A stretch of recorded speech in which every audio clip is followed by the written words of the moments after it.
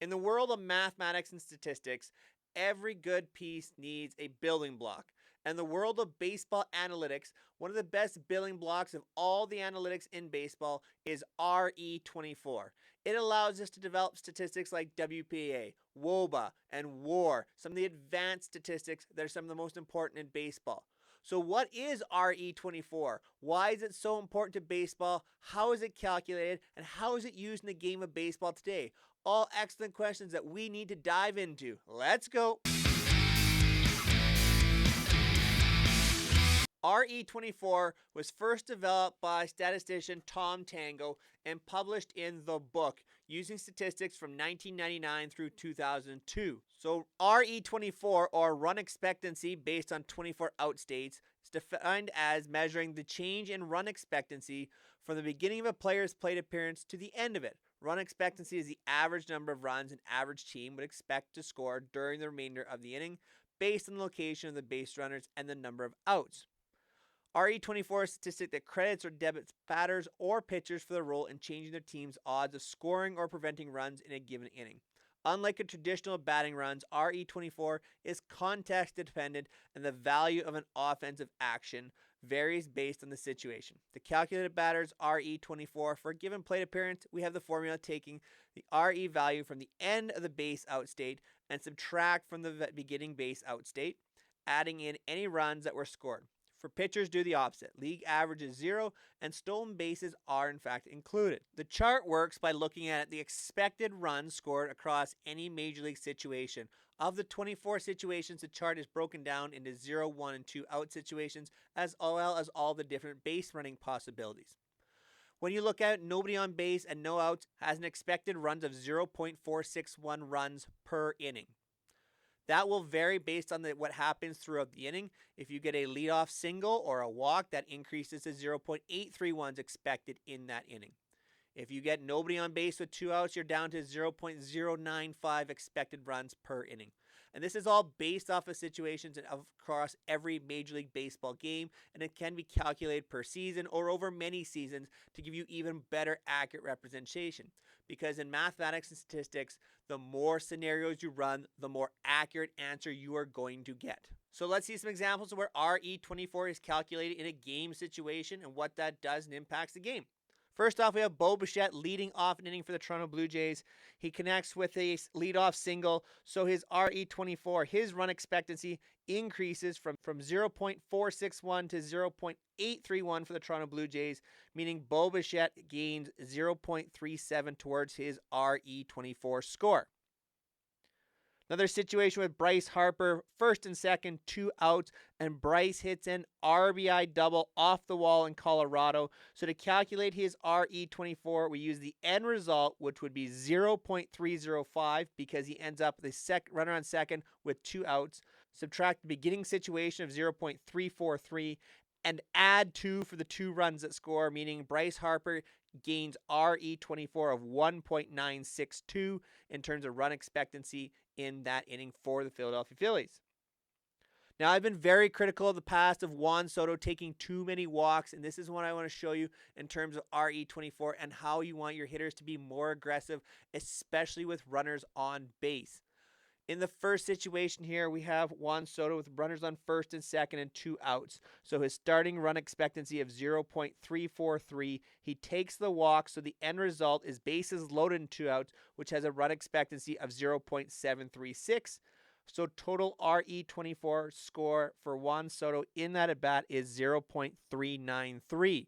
So yes, it's still a positive result for the Padres, but you have to count on someone else behind him who may be a lesser hitter. Now, the Padres had a solid lineup that year, so maybe you want to let his lineup roll over and not want Soto to swing at bad pitches.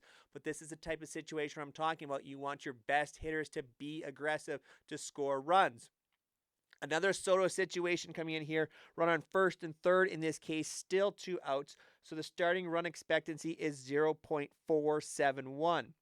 Now it ends up as a 3-run home run for Juan Soto. He does damage. So the resulting end result is 0.095 because there's nobody on base with 2 outs, but it also adds 3 runs. So the run expectancy score for Juan Soto for that at bat is 2.624. So yes, the name of the game is still all about scoring runs, and that's why I think it's important, especially for top end hitters, to be very aggressive in run scoring situations and run producing situations. Now, the age old adage in baseball was always about get them on, get them over, get them in. And a lot of that included the sacrifice bunt. But when we take a look at RE24, this actually discredits the use of the sacrifice bunt. And we've seen that development over time across Major League Baseball. The sacrifice bunt is essentially disappearing, and RE24 and an understanding of situations in baseball is a huge reason for this.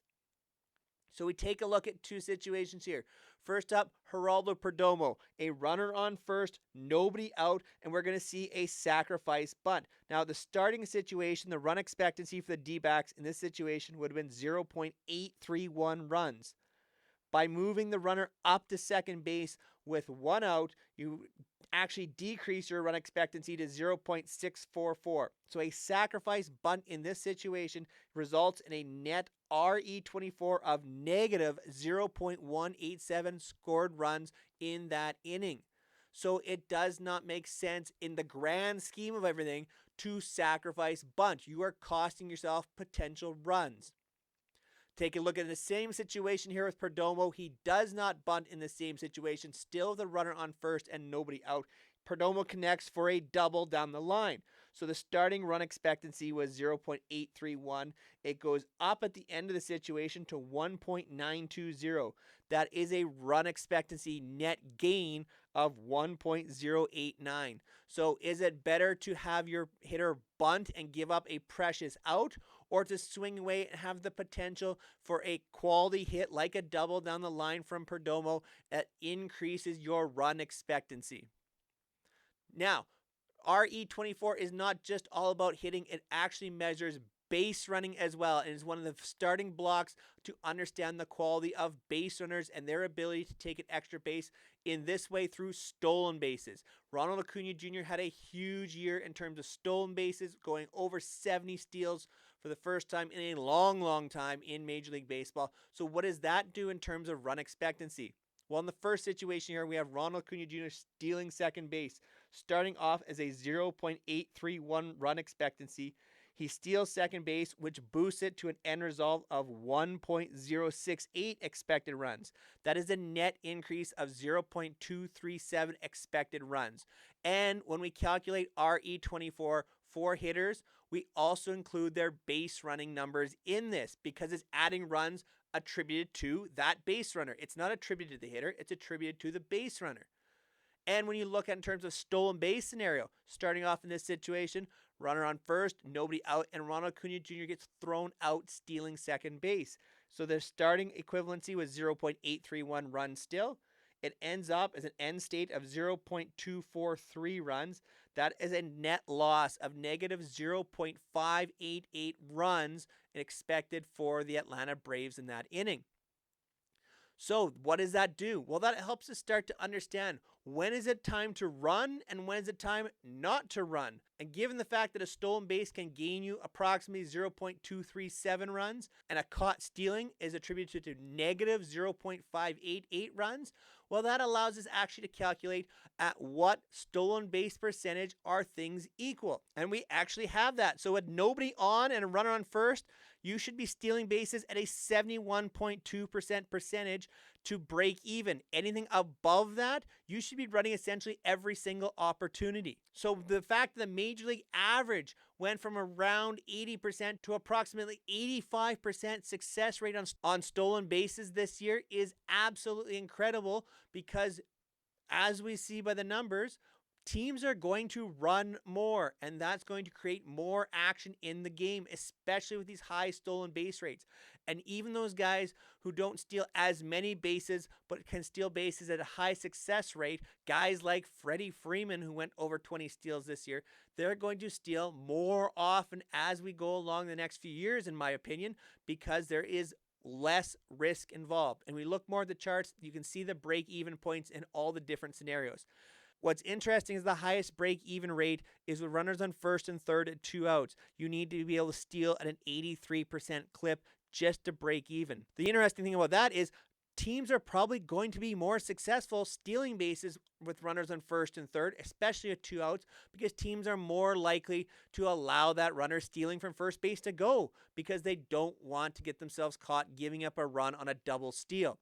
So in this situation, it actually does make sense why the higher number is needed, and there actually is probably even less risk, even though the high number to break even is up there. So what does all that mean in terms of player performance? Well, the best player in Major League Baseball in RE24 in 2023 was Ronald Acuna Jr., the score of 73.57. And that makes a lot of sense. He was a top end hitter, 40 home runs. He also stole more bases than anyone, so it makes absolute sense that Ronald Acuna Jr. is rated that high.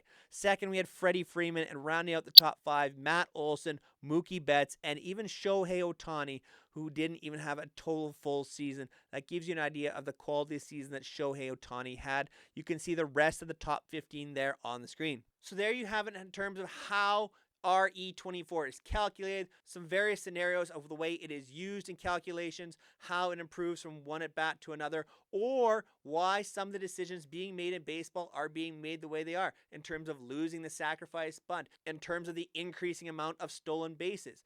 Now, what else is RE24 used for?